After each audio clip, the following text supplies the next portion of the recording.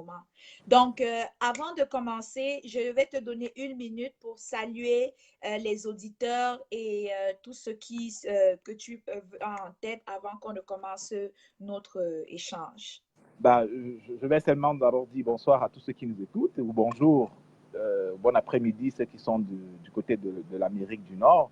C'est un plaisir pour moi d'être là ce soir, malgré nos problèmes techniques, la dernière fois et aujourd'hui. J'espère qu'on aura un très bel échange. Excellent. Donc, Boris, tu vas m'excuser aujourd'hui. En fait, on va recommencer notre direct de la dernière fois. Ah bon? Parce que les gens n'avaient rien compris, n'avaient rien suivi. Mais est-ce que là, il m'écoute par contre? Est-ce que là, maintenant, il m'écoute? Donc, c'est super. Répondez-lui si vous l'écoutez. Moi, moi, personnellement, je vois un bon retour, contrairement à la dernière fois. Et il est même nettement mieux que pendant notre préparation technique. Je ne sais pas qu'est-ce que tu as fait encore, mais c'est nettement mieux à ce niveau-là. Donc, vu que, en fait, c'est pourquoi c'est important de recommencer, c'est parce que quand tu t'étais présenté, il y avait beaucoup de personnes qui commençaient à être curieux de ta personne. Ils ne savaient pas que tu étais chercheur, ils ont commencé à savoir tu fais la recherche de quoi et tout le reste. Donc, on va profiter de l'occasion, on recommence le direct et je vais reposer la première question. Dans la dernière fois, je disais, comme la dernière fois, j'avais oublié de dire, hein, je te le redis devant ces 200 personnes qui nous sommes présentement. Je te dis déjà merci pour avoir accepté l'invitation. Merci de venir partager ton expertise, partager ton savoir-faire dans ce combat et merci de faire confiance à la qualité du travail de Amazon parce que je pense que si on ne faisait pas un très bon travail, tu ne serais jamais présent. Donc là, Ça, c'est clair. Donc là, tu viens de confirmer que tu apprécies vraiment le travail d'Amazon Canada. Donc, nous te remercions. Donc, avant de commencer, comme on a fait la dernière fois, qui est Boris Berthold? Bah, c'est vrai que j'aime pas trop parler de moi personnellement. C'est un choix personnel pour l'instant. J'estime qu'on vit dans une société où les gens jugent beaucoup les autres, non pas pour ce qu'ils apportent socialement, mais principalement pour les titres qu'ils ont et tout le reste. Donc, parfois, je préfère m'éclipser dans cette dynamique-là pour laisser la place justement à ceux qui sont importants ou ceux qui se prévalent d'une certaine importance de se mouvoir dans l'espace public. Mais si vous voulez, je suis un jeune Camerounais, encore très jeune, si vous voulez, et je travaille, je suis chercheur, je fais beaucoup d'études. Actuellement, je ferai principalement des études de criminologie en, en Angleterre, qui est mon université principale, et parfois je dois me mouvoir en Hollande, à l'université d'Utrecht, en Allemagne ou encore à LT, à Budapest. Donc, et là, ce sont des travaux qui sont sponsorisés par l'Union européenne.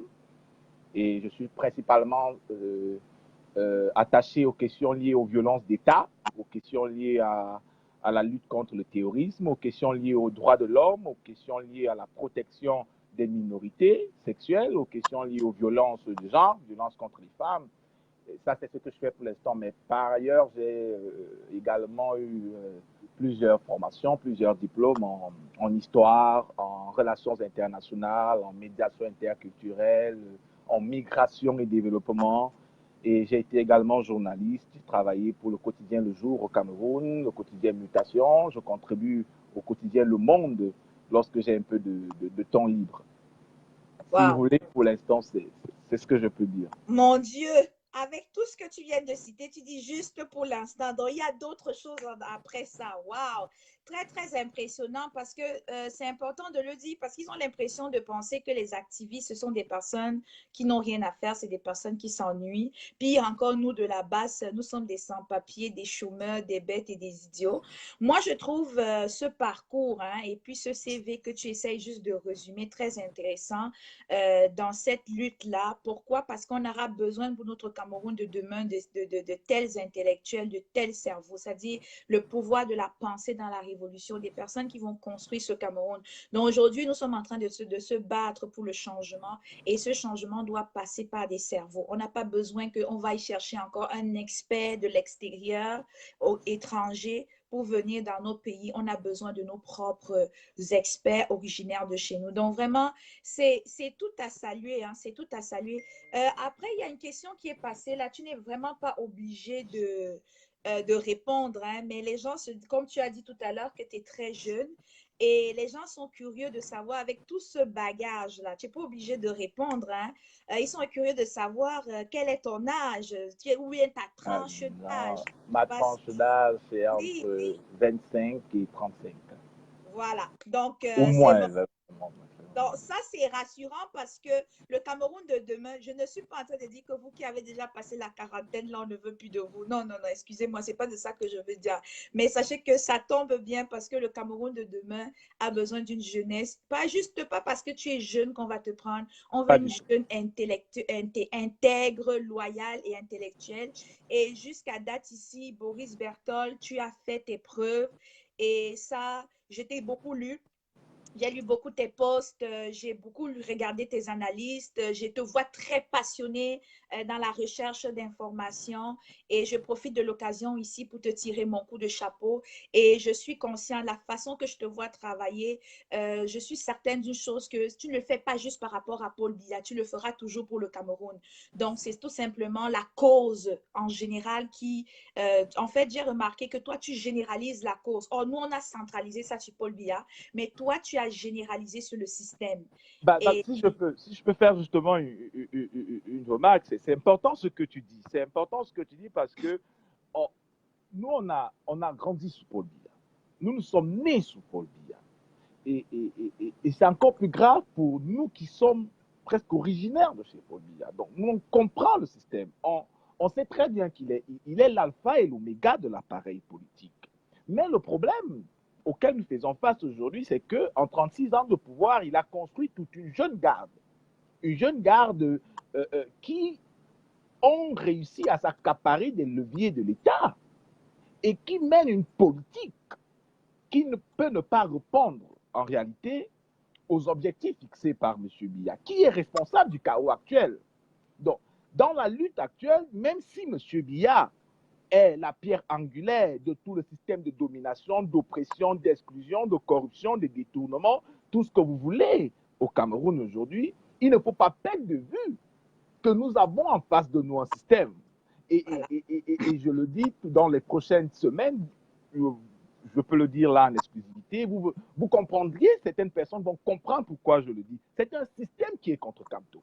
C'est vraiment un système, c'est pas M. Biya lui seul. M. Biya, en fait, n'est qu'aujourd'hui la face émergée de l'iceberg sur laquelle ceux qui gravitent autour de lui s'appuient pour contrôler l'appareil de l'État et mater, en fait, l'opposition ou les résistances qui sont en cours. Vous comprendrez cela dans les prochains jours. Il n'y a pas d'inquiétude. Merci beaucoup. Et puis, justement, c'est exactement cette lecture, parce que moi, j'étais observée dans ta façon de mener ton combat. Tu parles très peu de Paul Biya, mais tu t'attaques beaucoup plus au système. Et c'est une autre façon de faire le combat que j'admire, parce que cette façon de faire, ça veut dire que ta lutte n'est pas à court terme. Donc, toi, tu as déjà pris de l'avance, contrairement à nous. Donc, toi, tu te prépares pour le changement du système au complet. Et ce qui fait que même ceux qui se préparent à venir savent déjà c'est quoi la philosophie ou la vision de Boris Berthold. Non, Donc, mais pour éviter de se faire tirer ou se taper dessus, ils devraient attacher leur turc par rapport à ça. il faut travailler plus loin que M. Biya. Il faut travailler plus loin que M. Biya parce que lorsque vous prenez ou lorsqu'on prend, par exemple, les processus de changement et de transformation qui sont en cours dans d'autres pays, prenons par exemple le premier cas, le cas du Gabon. C'est assez intéressant. Le cas du Gabon est intéressant parce que on a pensé entre 2002 et 2007 que le départ d'Omar Bongo, tant pour moi, aurait pu entraîner un changement de système. Parce que la famille Bongo, en réalité, a pris en otage tout un pays d'1,5 million d'habitants. Ce sont eux qui contrôlent toute l'économie gabonaise, ce sont eux qui contrôlent tous les pans à l'international et bien qui peuvent appartenir au Gabon. Or, on s'est rendu compte que le départ d'Ali Bongo, d'Omar Bongo, autant pour moi, a simplement entraîné un renouvellement, non pas un renouvellement, mais un maquillage institutionnel. C'est-à-dire qu'on a remplacé les anciens amis du père par les amis du fils et le fils a pris le pouvoir. Or, c'est des gens qui sont moulés dans le même appareil politique. ces gens qui sont socialisés de la même manière. C'est des gens qui ont appris les mêmes codes, les mêmes techniques de gouvernance. C'est des gens qui sont dans les mêmes réseaux mafieux. C'est des gens qui ont les mêmes alliances économiques. Ce qui fait en sorte qu'ils n'ont pas la capacité, ils n'ont pas les ressources nécessaires pour implémenter des politiques publiques qui peuvent amener le peuple gabonais à sortir de l'oppression. Donc, on est dans cette logique-là, dans le cas, par exemple, du Gabon. Maintenant, vous avez des cas tels que le Soudan ou encore l'Égypte, pour prendre ces deux cas. On a vu très bien qu'en Égypte, on a eu une mobilisation inédite dans le monde arabe. Rappelons que l'Égypte est le plus grand pays arabe en termes de démographie. Donc, on a eu cette mobilisation, on a fait tomber le dictateur Moubarak qui était là depuis 1983, on l'a fait tomber, on pensait qu'on pouvait installer pour la première fois en Égypte un système démocratique, mais on a eu le retour de l'armée avec la prise de pouvoir de Al-Sisi qui se transforme aujourd'hui en l'une des dictatures les plus criminelles du Moyen-Orient. Et on a ce qui se passe également au Soudan, vous voyez très bien. Au Soudan, on a fait tomber Omar Hassan el-Béchir. Il y a le président du conseil militaire qui a pris la transition, qui a pris le pouvoir, qui était très proche de Béchir. On l'a remplacé. Et les nouveaux dirigeants, ils ont maté encore il y a 4 jours le soulèvement qui a fait tomber Omar Hassan el-Béchir. Et c'est le même système qui va continuer. Donc, si on ne travaille pas dans la dynamique de changement qui est en cours au Cameroun, si nous ne travaillons pas dans la perspective de résistance sur le long terme, c'est-à-dire qu'on doit avoir plusieurs leviers analytiques, on doit avoir plusieurs équations sur la table. Dès que M. Biya tombe, si telle opération se passe, voilà comment il faut réagir, voilà comment nous devons attaquer pour contrôler le changement. Parce qu'il ne faut pas que le peuple camerounais soit instrumentalisé simplement pour permettre à des gens ou à des acteurs qui contrôlent l'appareil de l'État de prolonger leur domination sur les masses. Excellent. Moi, ce n'était pas prévu dans notre ordre du jour, mais si tu vas me permettre, je vais te poser une deuxième question, une question subséquente par rapport à cette improvisation de thème.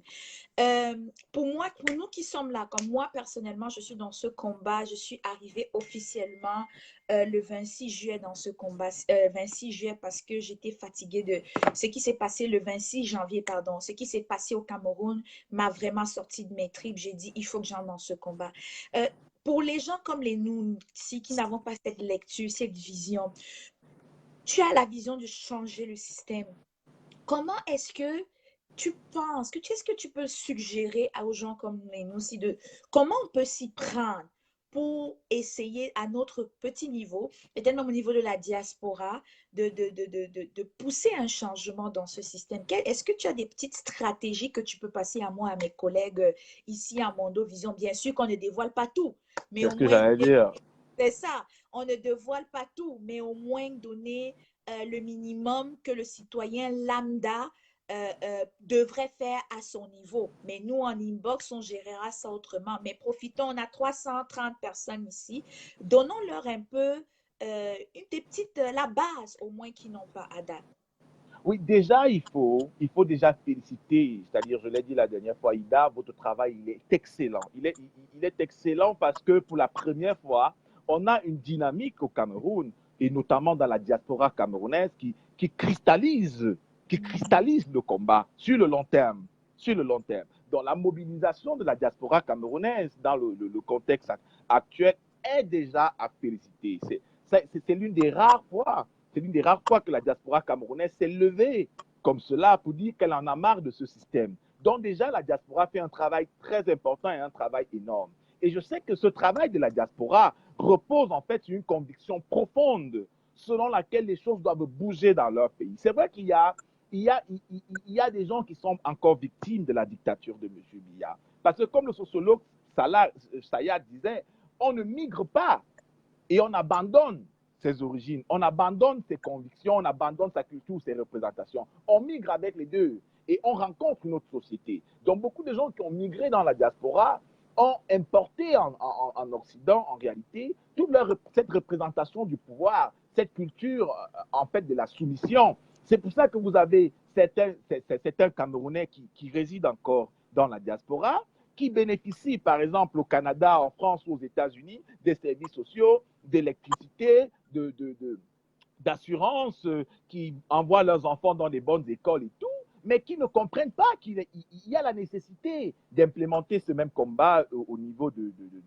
Cameroun. Tout simplement parce qu'ils vivent en fait encore avec cette mission. Mais il y a également, parallèlement, et c'est ça qui est intéressant, d'autres Camerounais de la diaspora qui ont décidé de prendre sur eux, de sacrifier de leur temps comme tu le fais, de leur argent, de leur famille parfois, également même de leur épanouissement social pour la lutte.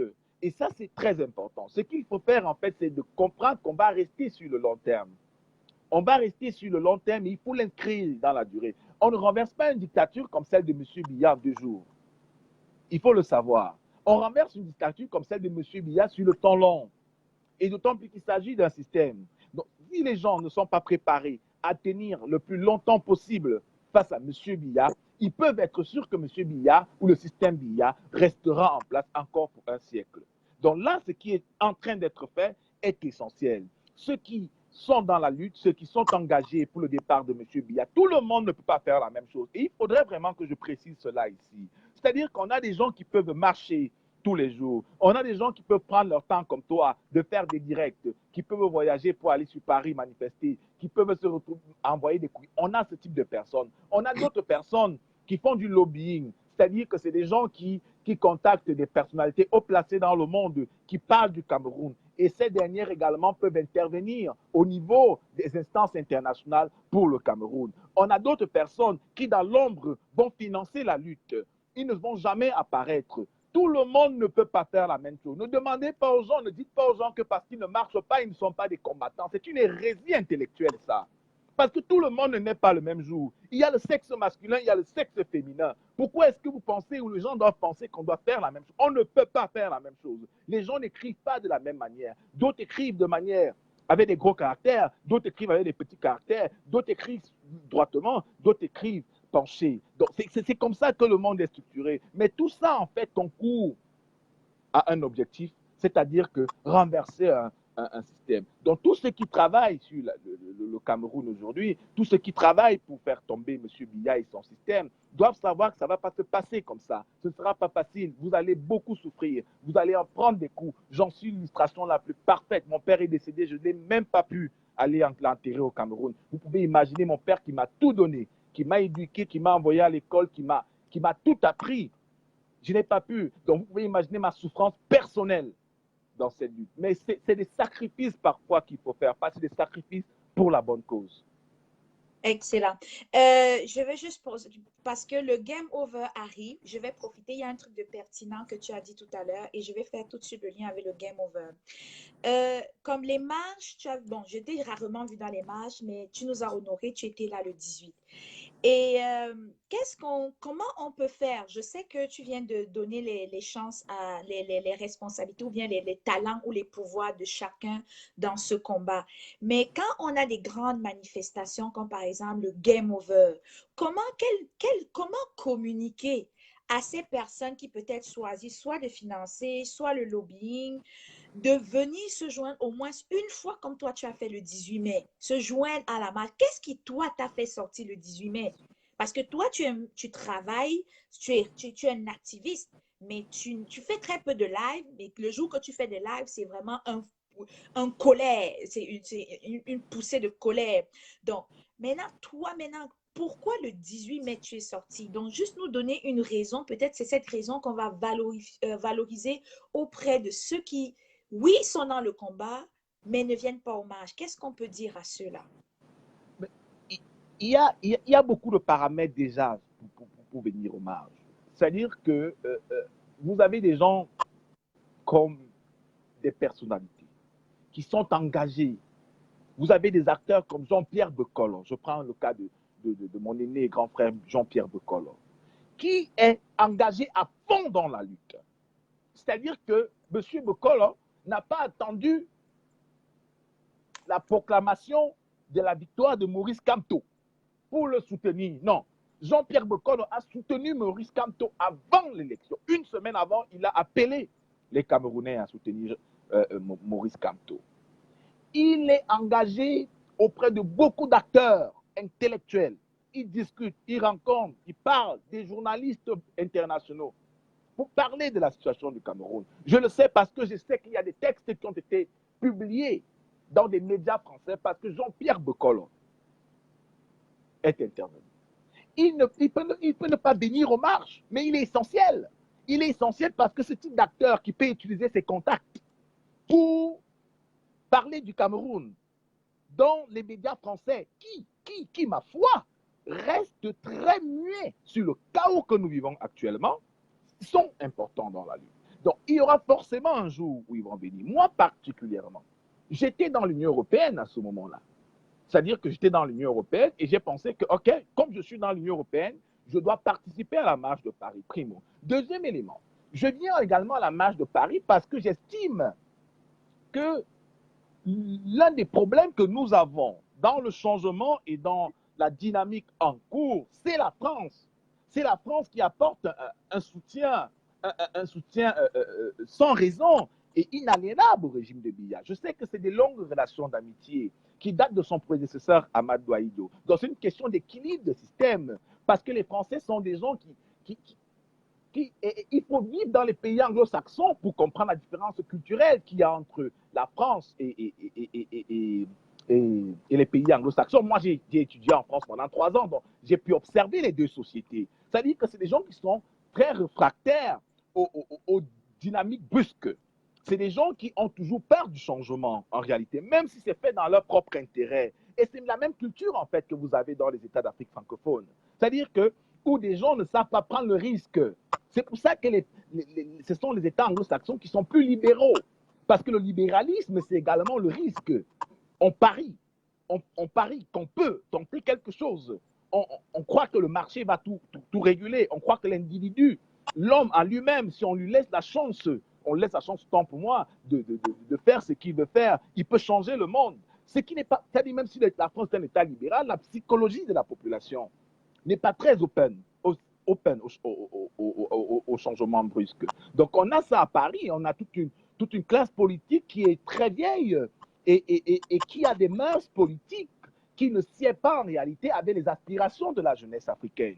Parce qu'il y a une récente enquête qui a été menée par l'organisme Afrobaromètre. Afrobaromètre, c'est un centre qui mène plusieurs enquêtes de sondage et d'opinion à l'échelle continentale. Et ils ont démontré que la jeunesse africaine aspire à près de 68% aujourd'hui au changement. Pourtant, en réalité, les systèmes politiques qu'on a en place ne répondent pas à leurs aspirations. Donc, vous voyez, il y a un déphasage en réalité entre ce que veulent les jeunes et ce que font les leaders politiques. Mais du côté de Paris, on est sourd, en fait, à ce qui se passe. Et je vais vous dire que cette marche, c'est moi qui la propose. Il y a 3 mois, en réalité, à Max et à Brice Nietzsche. Je leur dis, les gars, il va falloir laisser toutes les marches sectorielles et préparer la marche de Paris. Parce que je sais que c'est là-bas qu'il faut déjà taper. Les anglophones, ils ont fait un travail extraordinaire. Et là, il faut le dire, et je ne vais jamais cesser de remercier nos frères anglophones qui sont dans cette lutte. Et ce qui est intéressant, c'est qu'il y a beaucoup d'anglophones aujourd'hui qui comprennent l'importance du travail abattu par Maurice Kamto et qui voient en lui un leader qui pourra rassembler ce pays. C'est intéressant ça. Mais les anglophones avant Maurice Kamto ont déjà commencé à mobiliser l'opinion publique internationale.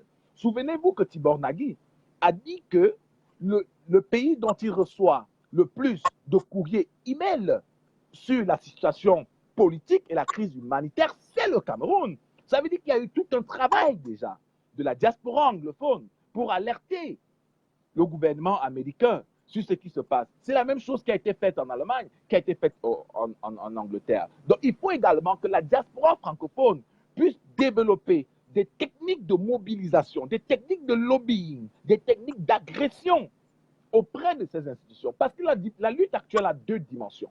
Elle a la dimension locale qui est très bien menée par les forces de la coalition sur le terrain au Cameroun et également la dimension internationale.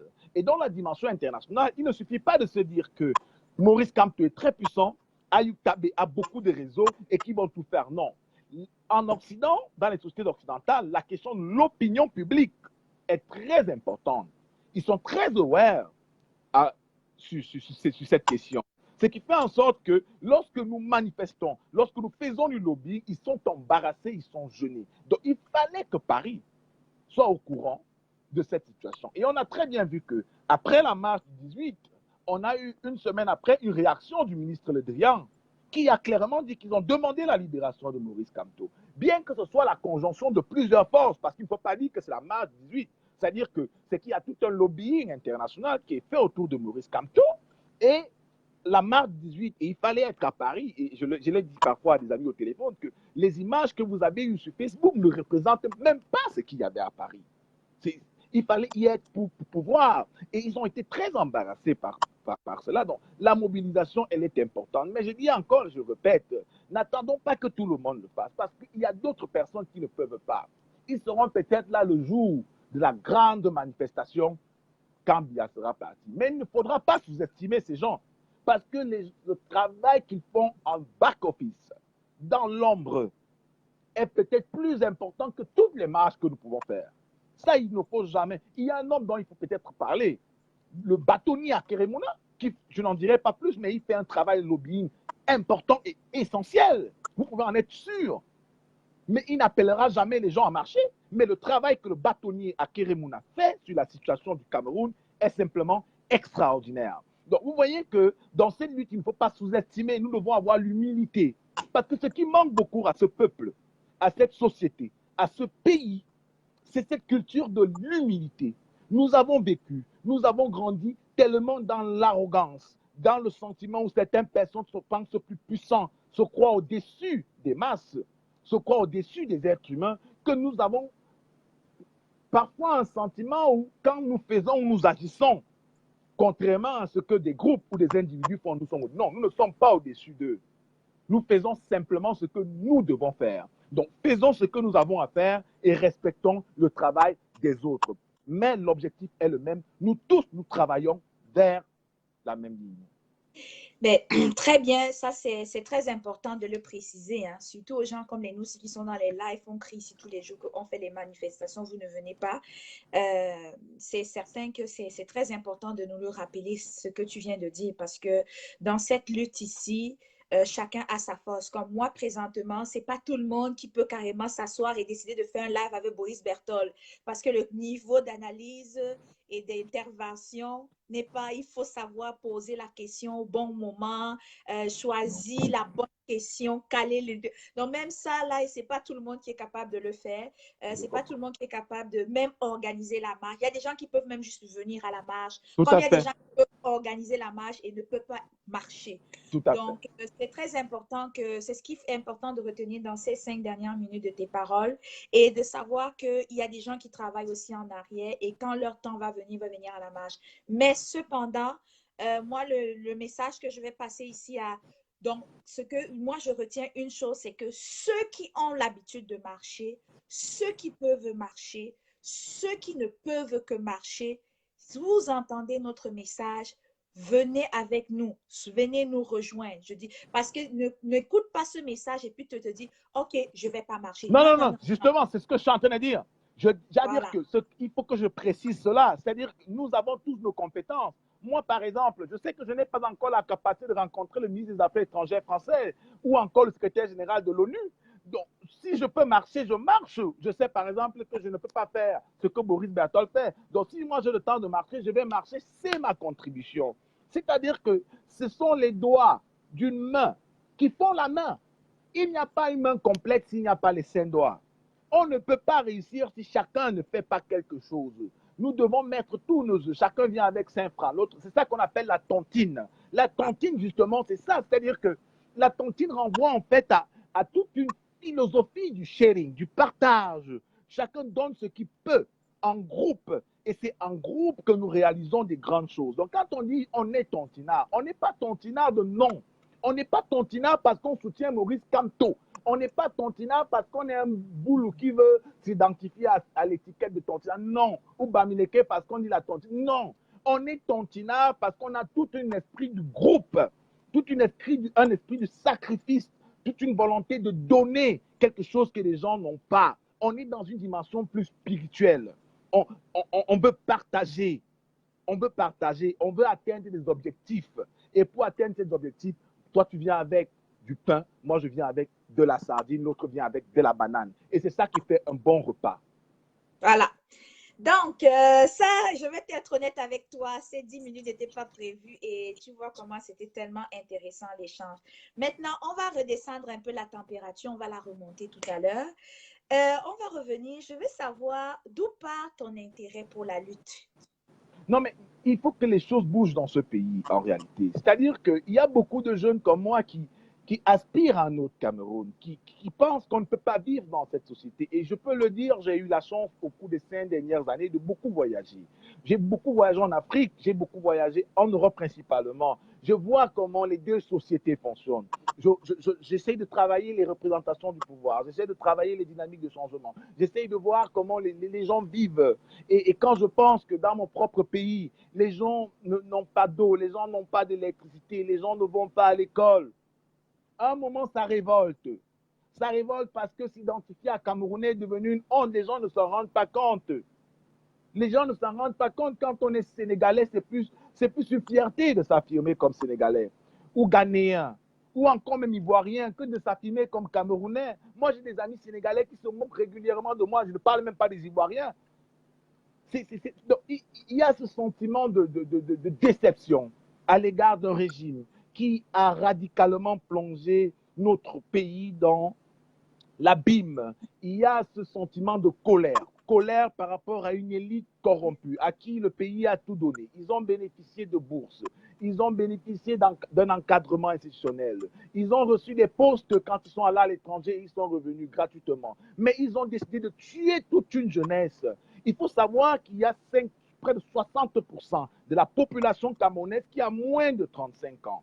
Donc, on ne peut pas vivre dans un pays où une minorité de 3% de la population décide de tuer toute une partie, la majorité de la population. Non, on ne peut pas. À un moment donné, il faut s'indigner. À un moment donné, il faut dire non. Parce que c'est de l'avenir de nos enfants dont il s'agit. C'est de l'avenir de vos enfants dont il s'agit. Si vous décidez aujourd'hui de maintenir M. Biya au pouvoir, de maintenir son système au pouvoir, ce système-là, qui ne vous garantit même pas l'accouchement, qui ne vous garantit même pas le traitement contre le paludisme, qui ne vous garantit même pas l'éducation pour vos propres enfants. Quand ils vont échouer, vos enfants, quand ils vont échouer dans la vie, dans 20 ans, dans 15, dans 30 ans, quand ils n'auront pas de travail, quand ils viendront se plaindre, ne leur dites pas qu'ils sont des échecs. Ne dites pas à vos enfants que vous n'avez rien fait pour réussir. Non, il va falloir que vous qui êtes parents aujourd'hui et qui avez des enfants qui soutenez ce régime, vous ayez le courage de dire à vos enfants que nous sommes également responsables. Il y a tout un enjeu plus important que les gens imaginent. Ce n'est même pas au-dessus, au niveau de Biya. C'est ce que je suis en train de dire. C'est ce que je dis aux Camerounais, en fait, qui rechignent à s'engager dans cette lutte. Ce n'est pas M. Biya, en fait. Vous ne vous battez pas pour M. Biya ou contre M. Biya, non. Vous vous battez pour vos oncles, vos cousins. Prenons le cas de la diaspora, par exemple. Régulièrement, vous envoyez des mandats. Vous envoyez les mandats à vos petits frères qui sont sortis, par exemple, de Polytechnique, qui sont sortis de l'université, qui n'ont pas eu de travail. Vous prenez encore le peu d'argent que vous gagnez, vous investissez ça 25 000, 30 000 au lieu de faire des projets sérieux. Mais il faut à un moment donné qu'ils se prennent en charge. Il faut des décisions structurelles et non des décisions conjoncturelles. C'est de ça qu'il est question. C'est la raison pour laquelle je me bats. Excellent. Donc, vous venez de voir c'est-à-dire il y a une pluie de raisons qu'il vient de donner ici. Donc, vous n'avez vu nulle part ici que c'est une affaire de Bamileke, c'est une affaire de Betty, c'est une affaire de région. C'est une affaire de système. C'est tout. Donc, on est tous dans cette lutte, c'est le système et le changement. Peu sur la question de la Ida. Oui. Il faut radicalement élaguer cette affaire. On vit dans un pays où on a décidé de faire de l'ethnie le mode de discussion du débat politique. C'est quelque chose d'aberrant. Pendant que des gens réfléchissent comment ils vont construire l'Union européenne, pendant que Trump est en train de voir comment how America will be great again, les gens sont en train de voir au Cameroun comment ils vont s'entretuer entre Betty, Bamileke, nordistes et autres. C'est une bêtise. Pourquoi ces gens souffrent tous du même système? Moi, je m'identifie comme Boulou. Parce que je suis né, grandi, j'ai fait l'école là-bas. C'est à 16 ans que je suis sorti de son minimum. Moi, je ne connais, et je ne connais que Yaoundé. Douala, je ne connais presque pas Douala. Je suis Betty, mon fils est Betty. C'est-à-dire que, mais j'estime et je connais très bien M. Biya.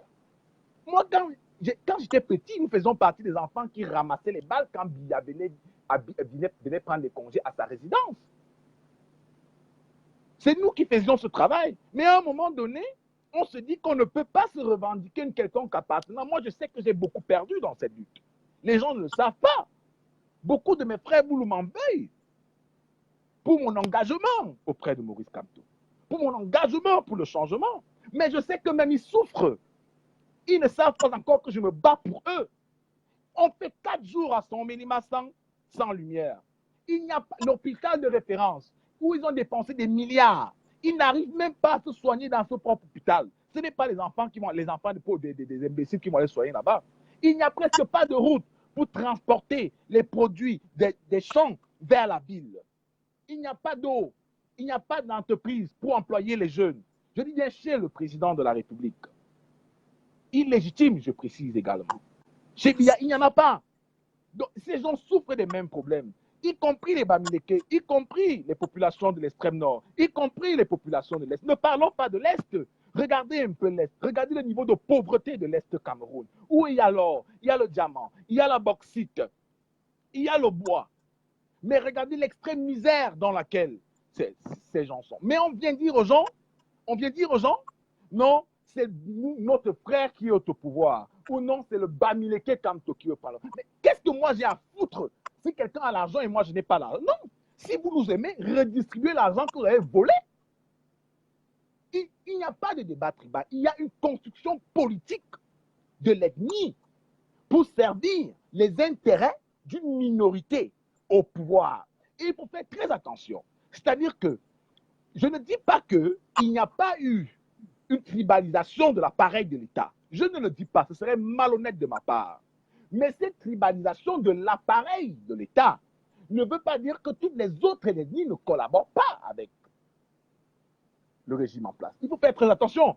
L'ami de Biya, Jean Kwete, il appelle Kwete Paul, mon ami, c'est des amis. Il y a beaucoup de choses que je ne peux pas dire pour l'instant. Le système est multiculturel, bien qu'il ait une matrice tribale.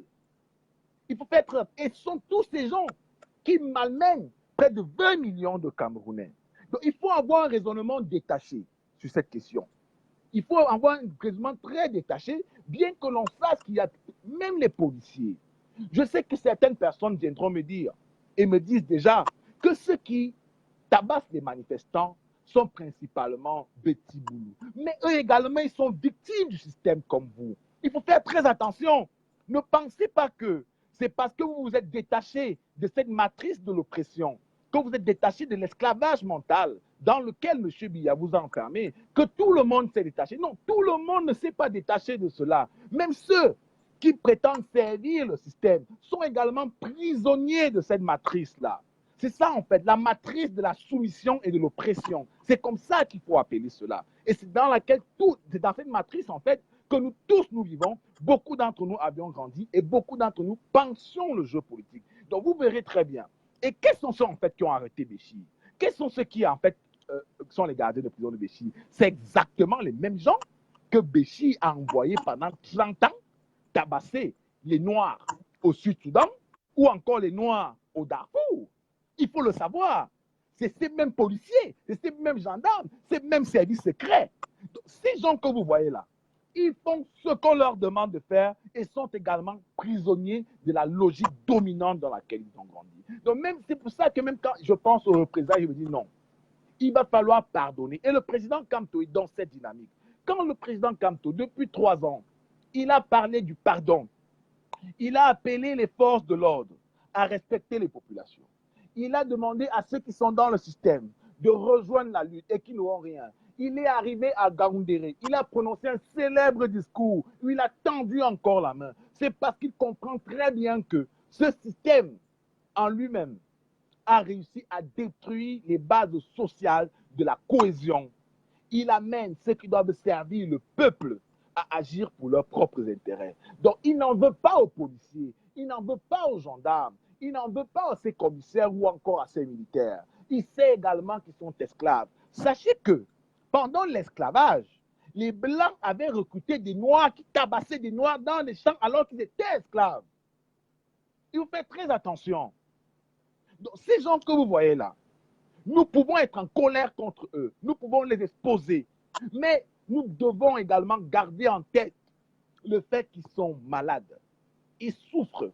Et notre devoir, c'est de construire des discours qui peuvent rassembler. Notre devoir, c'est de les amener à comprendre ou amener leurs enfants à comprendre, qui pourront discuter avec eux, que eux également, ils peuvent rêver d'autre chose que ce à quoi Biya est en train de les amener. Bon, ça c'est dit. Donc, voilà. Donc, on vient de mettre un point. Boris vient de taper fort sur la tribalisation de la politique au Cameroun. Et je n'ai plus un mot à ajouter. C'était clair. Donc, ceux qui vont réécouter le direct, je vous invite. Si vous n'avez rien compris, vous pouvez même enregistrer cette partie-là et ça va vous édifier davantage. Petite question juste en passant comme ça. Depuis combien d'années tu es engagé aussi fortement, engagé à 100% comme ça dans la lutte à peu près? Bah, 4 ans, depuis 4 ans depuis que je suis parti du Cameroun, j'étais journaliste à Mutation et j'ai eu une bourse de l'Union européenne pour poursuivre mes études. Donc, c'est depuis cette année-là que j'ai décidé de m'engager. Voilà. Donc, vous voyez que il n'y a pas de l'heure pour entrer dans le combat. Il n'y a pas de date pour entrer dans le combat. Vous voyez, il est entré dans le combat il y a 4 ans. Et moi, je suis entrée dans le combat officiellement. Moi, j'étais en bas vraiment en arrière. J'observais de loin. Mais moi, ça fait à peine 6 mois que je suis entrée de manière officielle et intense. Et vous voyez qu'on a le même niveau d'intensité. On a la même vision Tout à fait. et on a la même finalité. Donc, ceux qui sont encore vraiment perturbés, ils ne savent pas dans quel côté, ce qu'ils doivent faire ou pas. Il n'est jamais trop tard de se joindre. Et Boris vient de le dire, même le jour où Paul Biya va tomber, si vous voulez rejoindre la lutte, venez, parce que c'est un système qu'on doit combattre, ce n'est pas juste une seule personne. Donc, maintenant, on va faire maintenant un petit tour, hein, un petit peu simplement. On va un peu maintenant parler de la place des femmes dans la Révolution. Je sais que tu as parlé brièvement de ça, mais je voudrais que tu me dises ici, à ton niveau, qu'est-ce que tu penses qu'au niveau où nous sommes rendus, qu'est-ce que la femme apporte dans ce combat de nos jours? Bah, je crois que j'ai commencé à élaborer ça la dernière fois. Je ne sais pas si j'aurai les mêmes idées, mais je vais m'y lancer. En vérité, c'est qu'il y a eu véritablement un tournant dans cette lutte.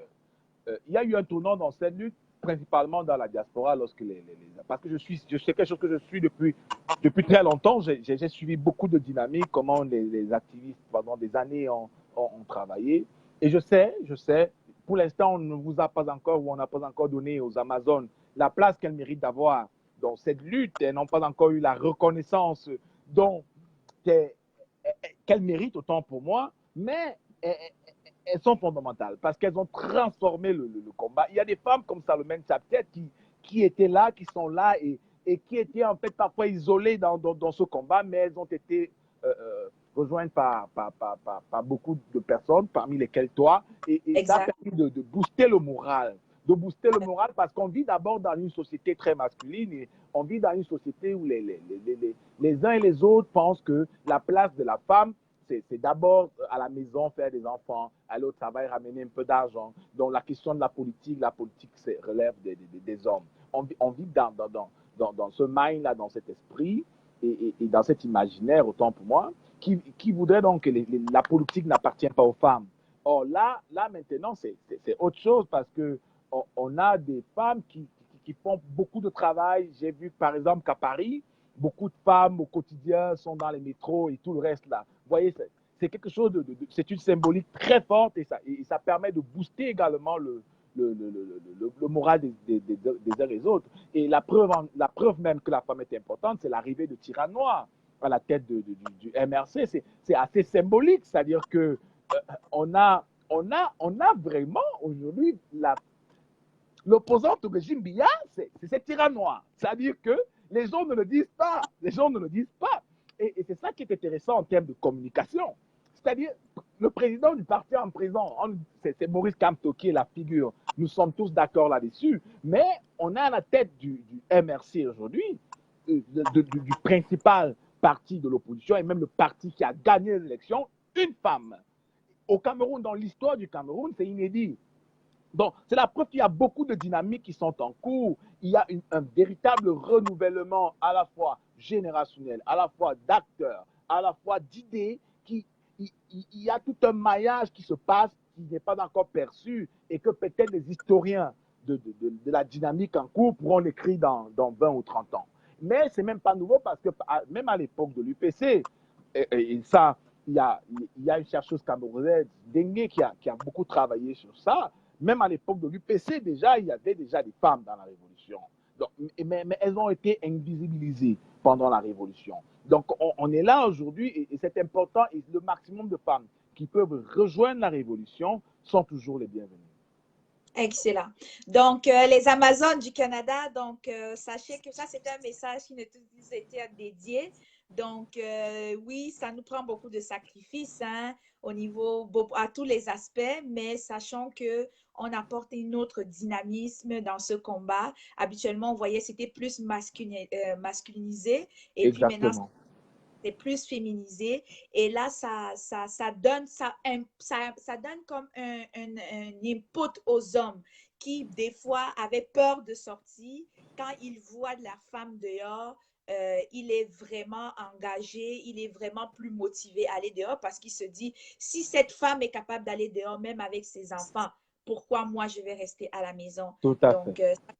Ça, c'est très pertinent. Donc, maintenant, est-ce que tu as quelques petites orientations? OK, je vais profiter de faire une petite parenthèse pour dire bonjour au professeur Franklin Nyamsi, qui nous fait un petit coucou, Boris Bertol. Ah, bonsoir, prof. Bonsoir, prof. Il nous fait un petit coucou, donc ça veut dire qu'on peut aussi être aussi intéressant que lui. Donc, bonsoir, grand prof. C'est tout un honneur de vous voir présent dans notre direct. Ça veut dire qu'on est en train de faire un beau boulot, Boris. Donc, c'est intéressant. Merci. Et de la crédibilité. Merci beaucoup, prof. Donc, pour revenir dans notre thème, on disait, on parlait, on a vu la place. Bon, on est nombreuses des femmes dans ce combat. Et des fois, on va un peu dans tous les sens. Je pense à ton niveau, quelles sont des petites stratégies, quelles sont les petites orientations que tu peux proposer aux femmes? Quelles sont les missions principales que tu peux leur proposer? Et quels sont les projets que tu peux proposer aux femmes? Parce que nous, on a une comme moi j'arrive, là, j'embarque dans un projet qui est la base, je suis une Amazone de la base, puis on va dans les marches, les manifestations, mais à un moment donné, je pense qu'il faut qu'on prenne un peu de recul et qu'on apporte un certain plus-value à la cause. Donc, qu'est-ce que tu proposes aux Amazones ce soir, par exemple, dans ce sens? J'estime que les Amazones font déjà un travail énorme. Je ne sais pas pourquoi il faille simplifier ce que vous faites. C'est-à-dire, je comprends très bien que la domination masculine ne contribue pas à valoriser ce que vous faites. C'est-à-dire que je sais. Mais ça viendra, c'est tout un travail. Donc, les Amazones doivent faire exactement ce que les hommes font. C'est-à-dire que je ne comprends pas et je ne juge pas nécessaire qu'il y ait des techniques spécifiques appliquées aux femmes dans la lutte. Non, elles doivent s'organiser autant que les hommes s'organisent. C'est fondamental ce que je suis en train de dire. C'est fondamental parce qu'on ne sont pas dans un jeu. C'est-à-dire qu'il n'y a pas des catégories qui doivent être sous-estimées en termes de pratique, en termes de technique par rapport à d'autres. Il faut simplement créer le réseau. Il n'y a pas de lutte, il n'y a pas de réussite sans réseau. Il n'y a pas de réussite s'il n'y a pas de coordination.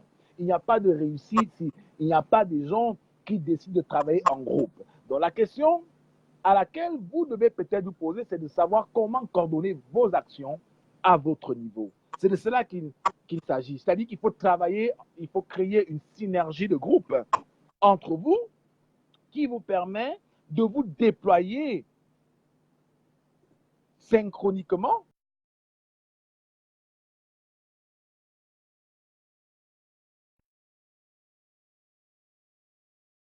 Direct. Oh, oui.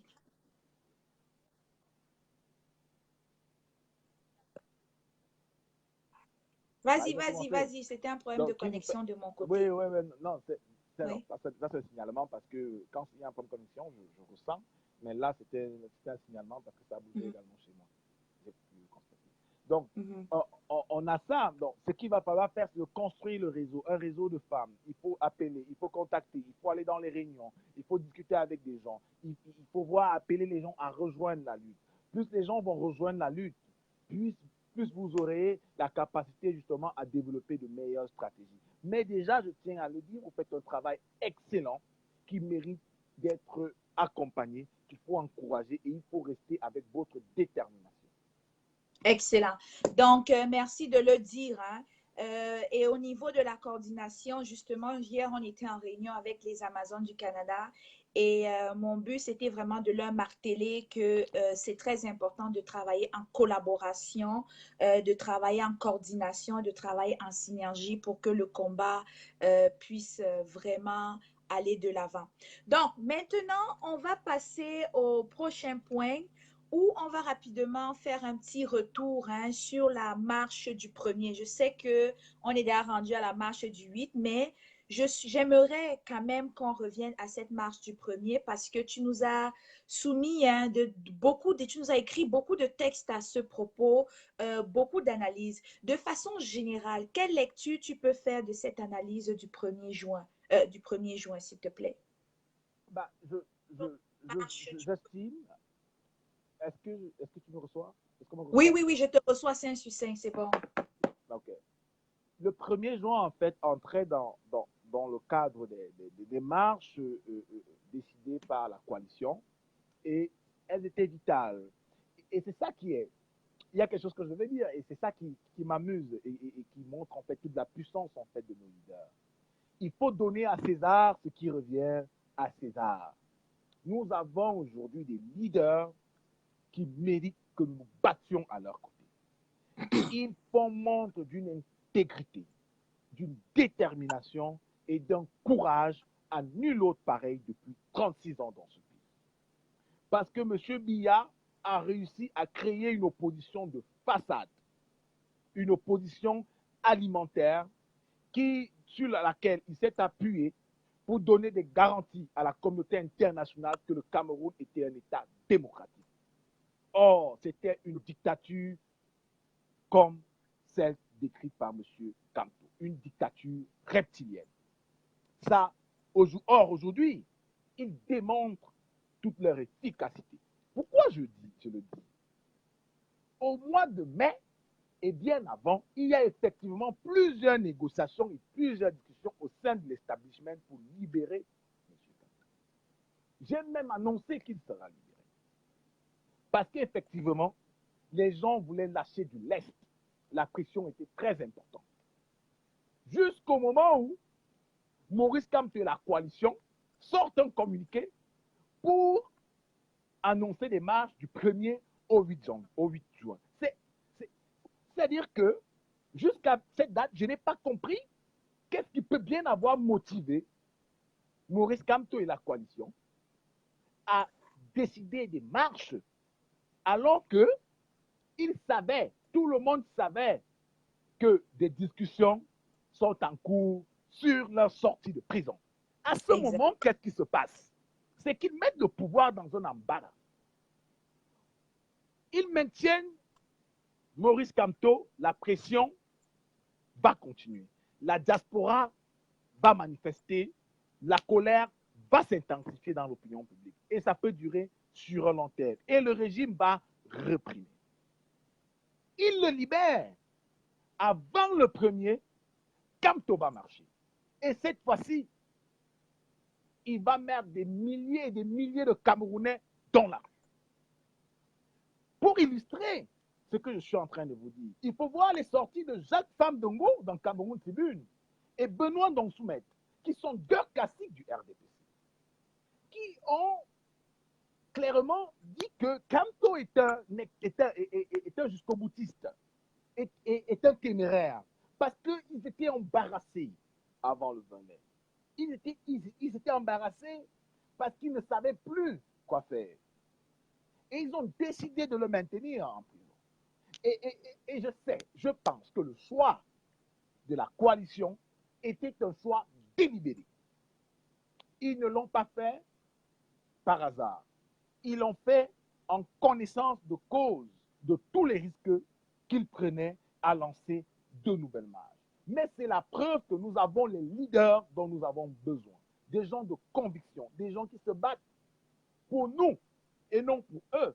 Parce que ce qu'il faut dire, c'est que nous avons une élite en prison. Nous avons Maurice Kamto dont on ne présente plus. Nous avons Alain Foguet, professeur d'université. Nous avons Albert Zonga, ancien conseiller de M. Biya. Ancien conseiller de M. Biya. Nous avons Albert Zonga. Nous avons l'avocat de Michel Ndoki. Nous avons l'ancien maire Paul Rikingue. C'est-à-dire qu'on a l'économiste et conseiller économique à la présidence, Christian Pende-Ekoka. C'est-à-dire qu'on a un arsenal en prison qui, en réalité, aurait pu, s'ils étaient portés vers des convictions alimentaires, s'ils avaient simplement besoin d'avoir une reconnaissance nationale et internationale dans ce combat, ils auraient pu négocier la sortie. Mais en décidant d'organiser de nouvelles marches avant le 20 mai ou quelques jours avant un moment qui peut être national, parce qu'il faut savoir déjà que, et quand on écrira l'histoire de cette période, il faudra que les historiens le soulèvent. C'est-à-dire qu'avant le 20 mai, on a toute une démarche entreprise par le compte officiel du président de la République qui parle d'unité et tout le reste, rassemblement. Il y avait vraiment l'apaisement, ils étaient en quête d'apaisement dans la République. Et ils étaient prêts à négocier. Et donc, l'action de lancer de nouvelles marches, c'était en fait le bras de fer.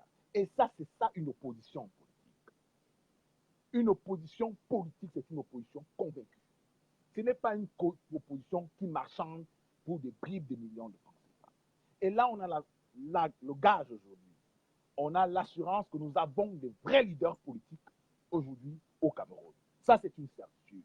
Et donc, les marches du 1er juin, d'un point de vue statistique, c'est-à-dire que les stats ont ceci de particulier qu'ils ne mentent pas.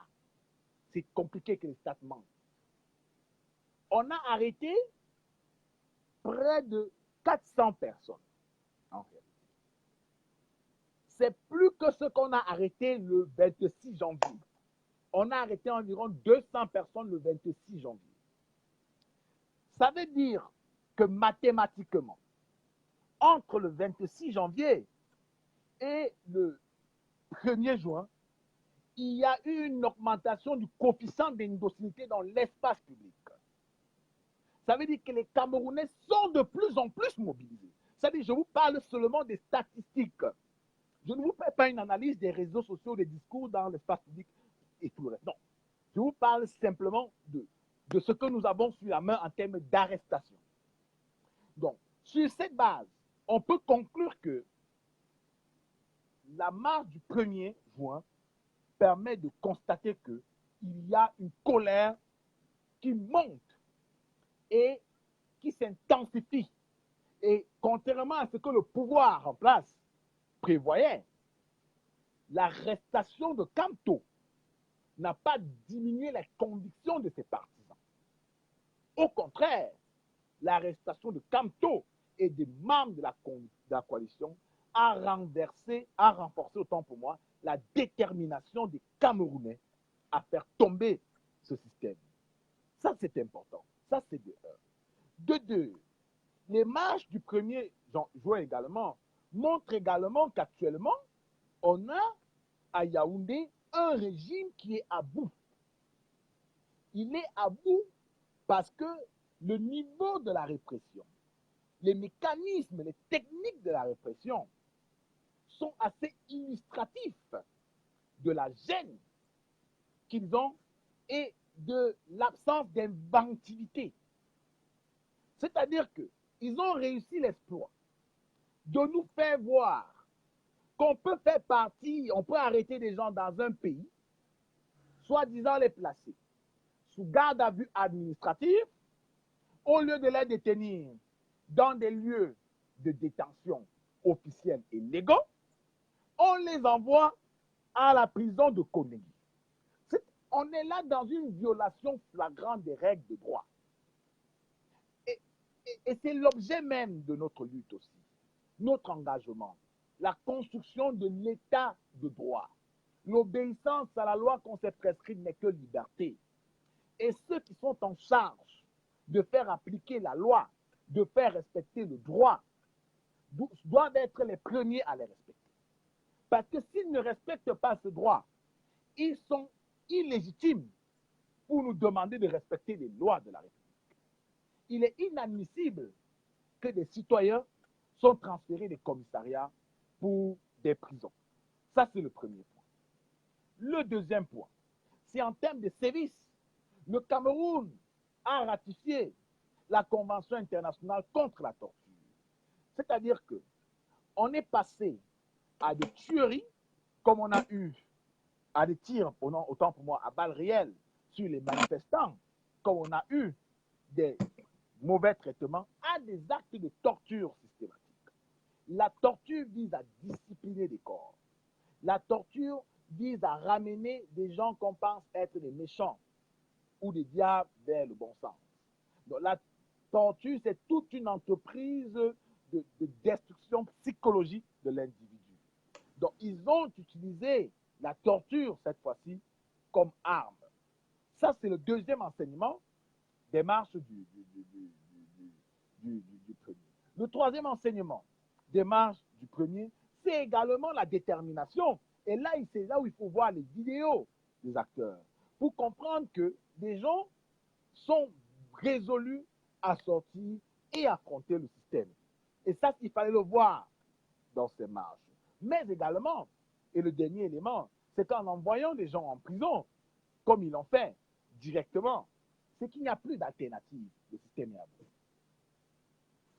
Voilà. Donc, on voit ici que moi, de ce que je comprends de ce que Boris essaye de dire, c'est que les marches du premier, l'intention en arrière, ce n'était pas la foule, c'était un message qu'on voulait passer, que ce soit au niveau de la communauté internationale pour démontrer que l'opinion camerounaise, la population camerounaise est indignée, et de l'autre côté aussi pour démontrer aussi à la population, à la commission internationale, regardez, nous allons une seconde fois dehors, regardez les exactions. Fait que là, ce n'est pas ce qu'on vous raconte, mais c'est ce que vous êtes capable vous-même de voir. Et en retour, si j'ai bien compris au début de ton analyse, le gouvernement, Biya et son entourage n'avaient pas vu ça venir parce qu'ils pensaient que l'opposition était sur d'autres dossiers, mais là, ils les ont, comme on dit en d'autres termes, court-circuité et improvisé cette manifestation-là. Donc, c'est ce qu'on comprend de cela. Et maintenant, ça, c'est l'analyse en général. Quelle est la conséquence, donc quelle est la portée positive d'une telle manifestation et quelle peut être la portée, quelle peut être la conséquence de ces manifestations parce que moi, je peux déjà dire comme conséquence, il y a eu des agressions physiques et des arrestations arbitraires et inutiles. Donc ça, c'est la conséquence, la seule conséquence que je peux voir là-dedans. Mais après, peut-être en a d'autres, j'aimerais que tu nous en parles. Mais on va d'abord commencer par du positif et on va finir sur le négatif. Non, déjà, il n'y a pas de négatif. Il n'y a pas de négatif. Il n'y a pas de négatif parce que nous sommes dans la résistance en réalité. Voilà. C'est-à-dire qu'il y a une dimension sacrificielle déjà, menée par le président Maurice Kamto. C'est-à-dire que c'est un homme qui s'est sacrifié. Il donne sa vie pour nous. Vous comprenez un peu. Donc, cette résistance, il nous montre le chemin. Il nous dit ce que nous devons suivre et vers quoi nous devons aller. C'est à cela que c'est ce que je demande en fait aux acteurs du changement et à ceux qui veulent véritablement mettre un terme à cette dictature. Il faut écouter, il faut suivre le président. Il n'y a pas d'acte négatif. Tous ceux qui se sont fait torturer, tous ceux qui sont en détention, il faut les lire, il faut les écouter pour voir en fait que leur détention renforce leur détermination. On est dans un processus de démocratisation de la prison. Et lorsqu'on démocratise la prison, on détruit les liens symboliques du pouvoir. C'est essentiel parce que la prison était d'abord à sa création un instrument de discipline. C'était pour amener les gens, les hommes, à se conformer à l'ordre.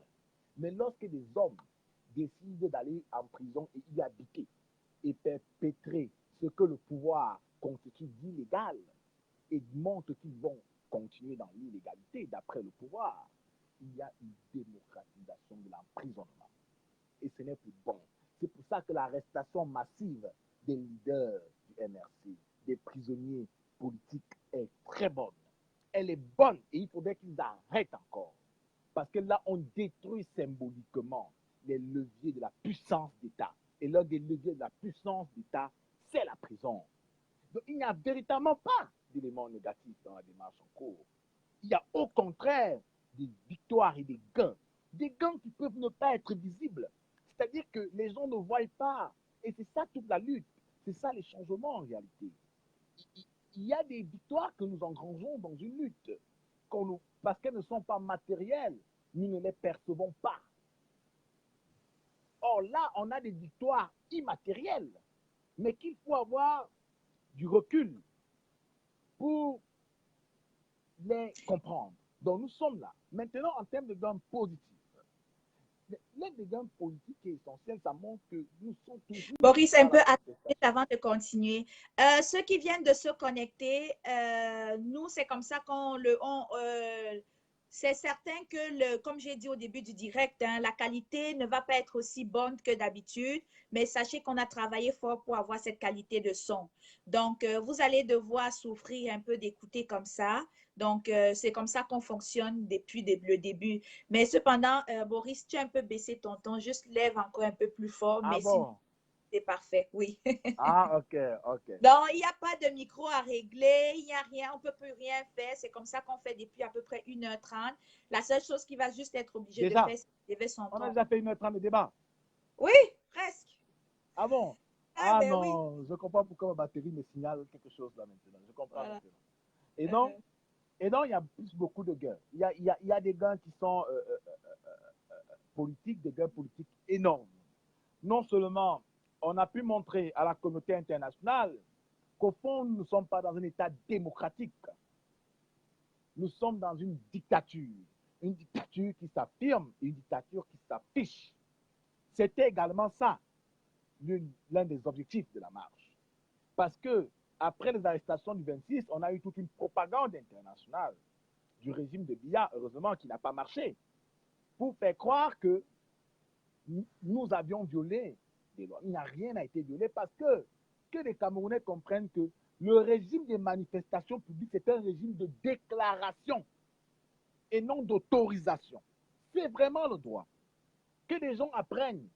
Ne vous concoctez pas simplement à écouter les lubies des propagandistes affamés qui vont venir vous mentir et ne vont pas vous éduquer. C'est un régime de déclaration et non d'autorisation. Donc nous, depuis janvier, le MRC respecte la Constitution et les conventions internationales. Or là, on a démontré clairement que le régime est une dictature. Ça, c'est le premier point. Le deuxième point, et c'est assez illustratif, et c'est la conséquence du premier point, c'est que tout à l'heure, on a par exemple des avocats qui n'ont pas pu rencontrer Maurice Kamto, les avocats du barreau français, qui sont rendus à Conakry et n'ont pas pu rencontrer Maurice Kamto. Ça veut dire que tout ce travail de mobilisation, il est en cours et il porte ses fruits. Parce que si nous n'avions pas fait de nouvelles marches, si nous n'étions pas mobilisés, la communauté internationale également aurait fermé les yeux. Mais c'est parce qu'il y a ce travail. On a vu par exemple la chercheuse de Human Rights Watch qui parle encore de ces manifestations, y compris les organisations internationales.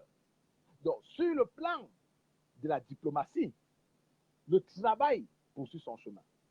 C'est-à-dire qu'on est en train de déconstruire progressivement tout le mensonge que le régime de Biya a pu diffuser à la communauté internationale pendant 36 ans. D'un point de vue local, la résistance s'étend. Il ne faut pas croire, bon, heureusement que, bon, je ne vais pas le dire. Tu peux le dire, ne te dérange pas, dis-le. Il ne faut pas croire, non, je ne vais pas dire ce que je devais dire. Il ne faut pas croire que les arrestations réduisent l'engagement.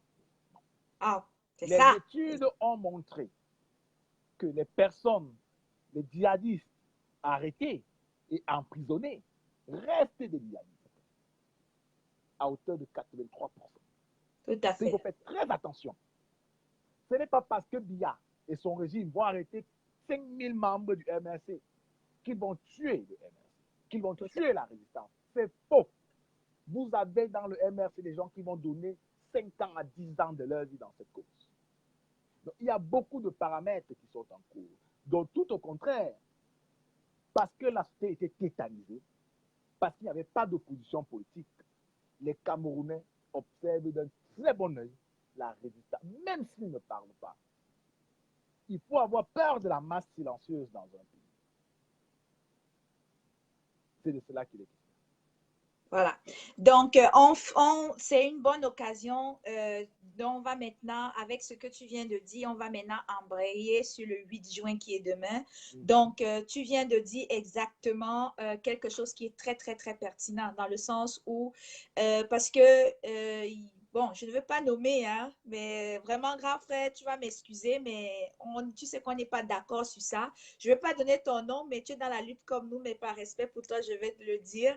Mais tu vas te reconnaître. Je sais que toi, ta vision, c'est plus les marches au niveau de la diaspora, mais pas au niveau du Cameroun parce qu'il faut préparer la riposte. Mais ce qui est important que moi, j'aimerais que les Camerounais qui écoutent ce soir, surtout suite à cette présentation de Boris, c'est les actions. Il y a un truc que tu as dit de pertinent. On arrête un djihadiste, il demeure djihadiste. Donc, ça veut dire quoi? Tous ceux qui ont été arrêtés la dernière fois et qui ont été libérés, ou tous ceux qui ont été violentés la dernière fois ou qui pensent, ou qui ont été brimés ou quoi que ce soit.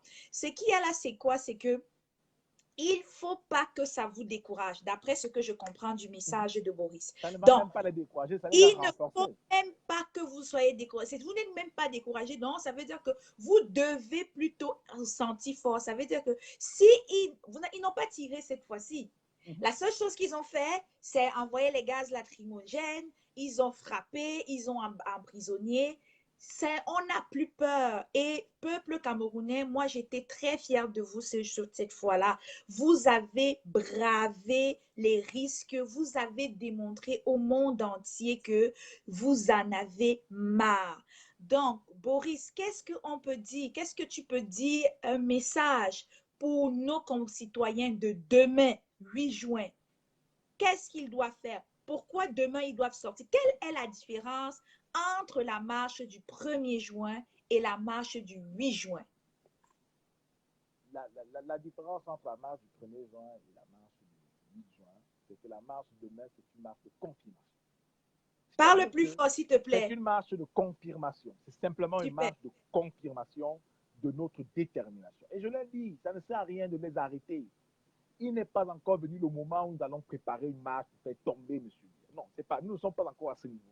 Nous sommes en termes de préparation, d'organisation, de création d'un coefficient d'indocilité nécessaire pour un changement véritable dans ce pays. Nous sommes en train de faire ce qui a été un peu fait ailleurs, je ne vais pas citer le pays, mais nous sommes en train d'y travailler. Donc, les gens doivent sortir. Les gars, les filles, si vous m'écoutez, ne lésinez sur aucun moyen. Battez-vous. Battez-vous, allez-y. Il y a les moyens pour s'occuper de vous, même là où vous allez vous trouver. Vous êtes en train d'entrer dans l'histoire. Vous êtes en train de faire les annales d'une nouvelle page de l'histoire de ce pays. Vous êtes en train de construire la démocratie. Qui lutte peut perdre. Qui ne lutte pas a déjà perdu, disait le philosophe Bertolt Brecht. Donc, il faut d'abord toujours lutter. Voilà. Donc, ça, c'est un très, très bon message. En ce qui me concerne ou à ce qui concerne les points de ce direct, on est même allé au-delà de ce qui était prévu dans ce direct. Donc là, tu as parlé, on est déjà presque à la fin de notre échange. Là, tu viens de parler de la mobilisation et de la sensibilisation pour les Camerounais qui doivent sortir le 8 juin. Maintenant, ça, c'est au niveau de du Cameroun. Donc, tu viens de leur dire, ça, c'est la marche décisive, c'est la marche qui va nous donner l'heure juste sur la résistance. Donc, tout le monde converger au marché central, à la poste centrale à Yaoundé. C'est pour ça, c'est d'ailleurs, on ne veut pas que vous éparpillez parce qu'on veut passer un seul message. Maintenant, nous, ici, au niveau de la diaspora, le 22 juin, au niveau de Washington, D.C., on organise le Game Over. Le Game Over, ce n'est pas, on essaye je ne sais pas si tu connais l'intention de la marche du Game Over. Éventuellement, j'ai un autre direct que je prépare avec un des initiateurs de ce projet, le grand frère Patrice Nouma. Il est avec nous là-bas. On prépare ce projet-là. Donc, éventuellement, il va être un de mes prochains invités pour nous présenter c'est quoi le Game Over. Donc, cependant, qu'est-ce que tu peux dire aux Camerounais? Qu'est-ce que tu peux dire aux Camerounais qui sont en Amérique du Nord? Qu'est-ce que tu peux dire aux Camerounais qui sont en Europe et qui peuvent venir mais qui hésitent encore? Qu'est-ce que tu peux dire aux Camerounais? Qu'est-ce que cette marche, d'après ton analyse, peut apporter de plus dans la lutte pour permettre à ce Camerounais qui est encore en train d'hésiter s'il va être là ou pas de venir? Ceux qui sont en Amérique du Nord, sortez. Si vous pouvez, sortez. Parce que l'enjeu, c'est de mettre la pression sur Washington. On est dans le calme qui prépare la tempête sur le régime de l'UE. C'est-à-dire que depuis la résolution de l'UE, la déclaration américaine, on est là depuis 1 mois et demi dans un calme pur. C'est nous qui mobilisons, c'est le MRC qui travaille, la coalition et tout le reste. Mais c'est le calme qui prépare la tempête diplomatique. Maintenez la pression. Ne reculez pas. Ne reculez pas. Sortez marcher sur Washington. Il vous faut mettre 10 000 Camerounais sur Washington. Si vous mettez 10 000 Camerounais sur Washington, vous allez commencer véritablement à faire bouger les lignes. Parce qu'il faut rééditer ce que les anglophones ont fait. C'est important toujours de le dire. Il va falloir qu'à un moment donné, ce peuple qui est tétanisé, ce peuple alité, ce peuple qui a vécu sous la soumission, la domination, prenne ses responsabilités. La diaspora d'Amérique du Nord doit prendre ses responsabilités. Il faut être massivement à Washington pour marquer un coup dur, pour montrer également que vous n'êtes pas seulement des bourgeois libéraux, que vous êtes également des gens qui ont pleinement conscience des souffrances des autres. C'est important ce que je vous dis. C'est important parce que dites-vous même en fait que battez le record de Paris, par exemple. Mettez ça 1 million. En ce moment, on a mis à 1 million. Voilà. Mettez ça en ligne de mire. Faites-le.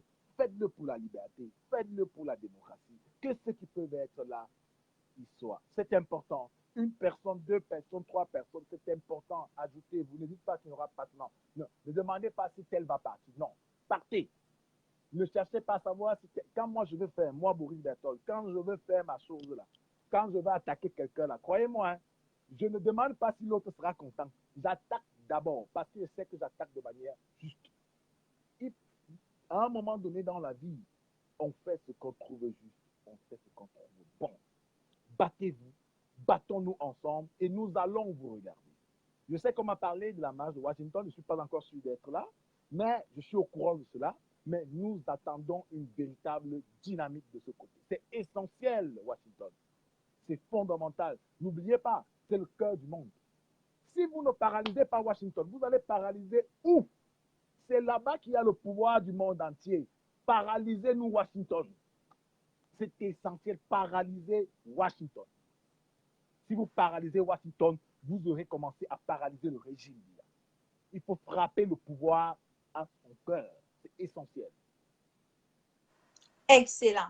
Donc, merci beaucoup, Boris Berthold, pour cet entretien. Est-ce que tu vas donner un dernier mot pour ceux qui nous écoutent, parce qu'on est quasiment à la fin de notre échange. Un dernier mot pour tous ceux qui nous écoutent ce soir. Bah, merci de nous avoir écoutés déjà. Je sais que ce n'est pas souvent évident à ces heures-ci, cette sorte de travail, beaucoup plus. Je sais que beaucoup plus ton public est beaucoup Parle un peu fort, là. Je sais que tu as beaucoup parlé, là. Ouais. Et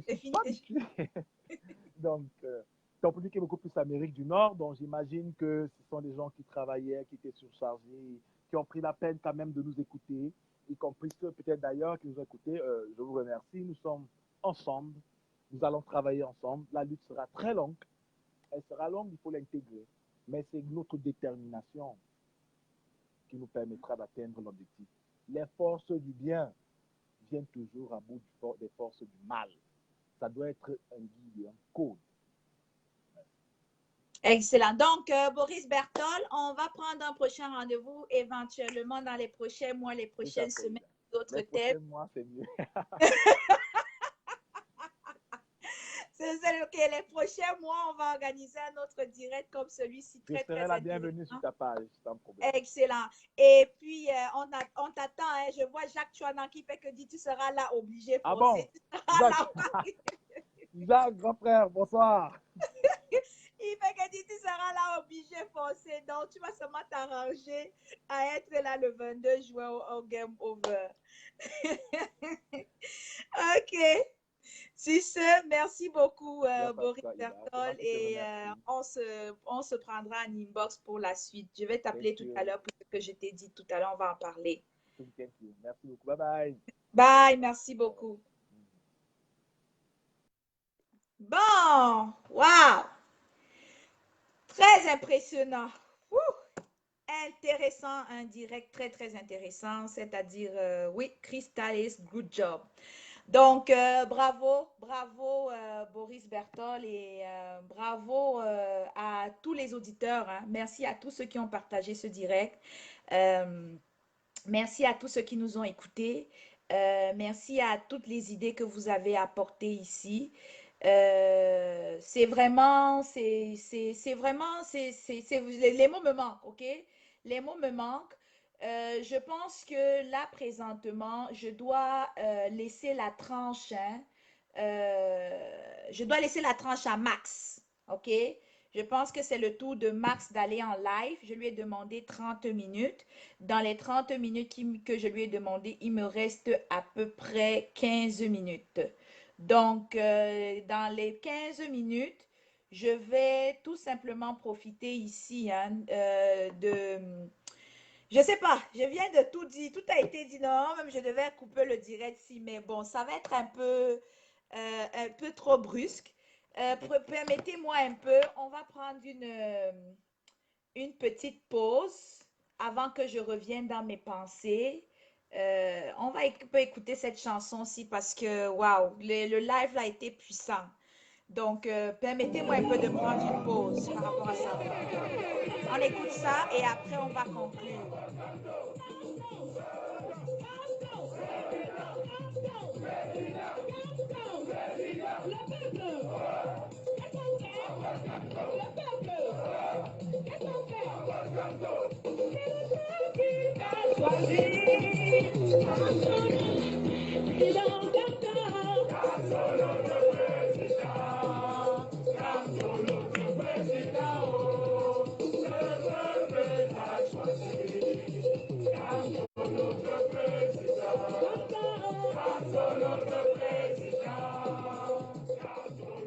Alors, vraiment, c'était tout un plaisir pour moi hein, de vous avoir reçu ce soir. J'avais besoin d'une petite pause de 2 minutes parce qu'il fallait que je me remette. Il fallait que je me remette hein, de ce direct. Alors, voilà. Donc, tout le plaisir était pour moi d'animer ce direct. Tout a été dit. Et... ouais, Christine, là, renvoie-moi encore ta musique, là, tout de suite, je mets, pardon. Renvoie encore. Donc, vraiment, merci à tout le monde, hein. Merci à tout le monde d'avoir écouté ce direct. Partagez le direct, hein. Allez apporter votre contribution sur le PayPal d'Amazon Canada parce qu'on doit effectuer un déplacement le 22 juin à Washington. Peuple camerounais, si vous réfléchissez, si oui ou non vous deviez sortir de demain, ce direct que je viens de faire avec Boris Bertol, tout est dit. Je pense que personnellement, ça c'est un des directs que je vais devoir même télécharger pour mettre ça sur la page des Amazon Canada parce que c'était un direct très très riche d'informations et très très riche d'enseignements. Donc, je vous invite à aller apporter votre contribution à la résistance, nos déplacements et tout le lien s'y trouve. Alors, c'était tout un plaisir pour moi. Je vais mettre une dernière chanson là et je vais laisser la place à Max parce qu'il ne faut pas en abuser. J'ai déjà pris à peu près 15 minutes de son temps. Donc, merci à tous ceux qui ont partagé ce direct. Merci à tous ceux qui sont connectés. Je vous invite à vraiment motiver les gens au Cameroun. Si tu hésites, si tu vas sortir demain, si tu hésites, c'est pas vraiment le moment de le faire. Donc tout le monde demain à la poste centrale, le monde entier compte sur vous. On vous observe et on sait qu'on croit en vous. Et puis, si tu es ici au niveau du de l'Amérique du Nord ou de l'Europe, c'est très important, hein? Le game over. Game over. C'est la place où on doit être. La prochaine grande mobilisation de la diaspora, c'est le 22 juin. Donc, voilà. Christine, j'ai mis ton affaire. Alors, je te dédie cette chanson, tu peux l'écouter tranquillement. Les autres, allez commencer à apporter votre contribution au PayPal. Et maintenant, je vais commencer. Il faudrait pas que je termine ce direct sans dire un grand merci, hein, au professeur Franklin Nyamsi. Je sais que bon, on a eu vraiment l'honneur et le bonheur, hein, Boris et moi aujourd'hui dans notre direct. Il est venu faire son commentaire. Je pense que ça c'est l'un des rares directs. Je pense qu'il est déjà aussi venu même chez Madicom, la générale Madicom. Donc ça fait quelques rares directs des Amazones ou bien des gens de la lutte qui vient apporter son soutien. Donc quand je l'ai vu dans ce direct, nous apporter son soutien et ses encouragements, ça veut dire qu'il était très content du travail que Boris et moi étions en train de faire. Et je ne peux que... Ça, c'est juste ma... Qu'est-ce que je peux dire? C'est mon salaire. Des fois, on se dit, OK, on fait du bénévolat qu'on gagne. Mais quand je vois que je fais un direct comme ça et que des personnes comme le professeur Nyamsi prennent du temps, une seconde de leur temps et venir poser des commentaires d'encouragement, quand je vois les Boris Berthold de ce nom qui acceptent de venir faire des échanges dans les directs avec moi et bien d'autres invités que vous verrez dans les prochaines semaines, les prochains mois, je ne peux que être heureuse du travail que j'accomplis. Et sachez que quand je suis heureuse comme ça, c'est pourquoi? C'est parce que ça veut dire que j'apporte un plus dans cette révolution. Ça veut dire que toi, qui je suis présentement là, vous êtes 240 personnes. Ça veut dire que vous êtes intéressé par le travail que je fais. Ça veut dire que vous appréciez ce que je fais. Et vraiment, vous me donnez plus de défis, vous me donnez plus d'enjeux. Donc, ça veut dire que je ne pourrais que m'améliorer seulement parce que vous me mettez la barre très haute et je n'aurai pas le choix de m'engager et mettre la barre très très haute. Donc, vraiment, merci, hein, merci pour vos cœurs, merci pour vos encouragements, merci pour votre soutien. Alors, vraiment, j'insiste avec Boris Berthold, on vient de vous démontrer qu'il n'y a que des avantages à sortir le 8 juin. C'est la marche finale, c'est la marche définitive. Donc, vraiment, vous devez tous, je dis bien tous et toutes, converger le 8 juin à la poste centrale. Ensuite, merci beaucoup, Jacques. Toi aussi, hein, tu fais partie des gens qui m'appuient beaucoup dans ce combat, hein. Donc, il y a beaucoup de choses que je fais aussi avec beaucoup de ton appui. Merci à toi, merci à Stéphane Chumbo, merci à Calibo Calibri, le père fondateur de cette résistance. Vraiment, merci à tous ces gens-là, fils de planteurs, Berthier Le Camus, Christelle, Blanchard, vraiment vous tous là, vous m'appuyez beaucoup dans cette résistance et sans vous, je ne sais pas si j'aurais autant d'inspiration. Et je remercie aussi aussi à toute l'équipe des Amazones parce que aussi Amazon Canada ne serait pas fonctionnel sans vous.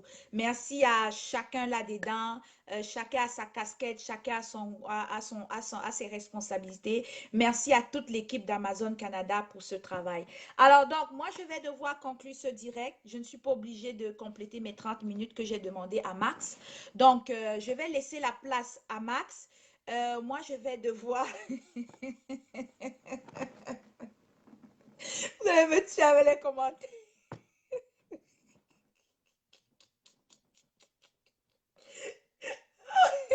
Les commentaires de ça. Pardon, laissez-moi vous dire au revoir. Donc, on se revoit la semaine prochaine, OK? La semaine prochaine pour un direct spécial avec un autre invité spécial. Je vous garde la surprise. Alors, sur ce, oh, j'allais oublier. Joyeux anniversaire, Max.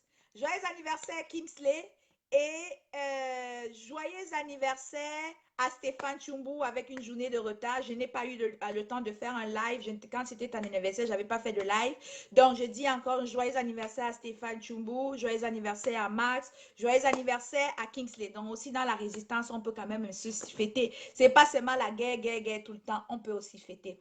Sur ce, je vous souhaite une bonne soirée. C'était tout un plaisir pour moi d'être ici avec vous. Rendez-vous 8 juin. On est tous à la poste centrale au Cameroun. Et le 22 juin, on est tous à Washington. Le game over, c'est la place où tu dois être. À la fin de ce direct, je vais te demander 3 choses. Premièrement, va apporter ta contribution sur le lien, dans le PayPal, le GoFundMe, va apporter ta contribution sur le titre de ce direct, ça s'y trouve. Deuxièmement, partage ce direct. Et troisièmement, va aimer la page des Amazon Canada. Alors, en effet, merci Jacques. OK, sur ce, je vous souhaite une bonne soirée. Tout le monde, direction Max Seigneur Ivoire, c'est le prochain dans le marathon de direct. Je lui laisse l'antenne, je lui laisse la place tout en lui disant merci de m'avoir accordé 20 minutes de son temps. Sur ce, bonne soirée et à bientôt. Bye bye.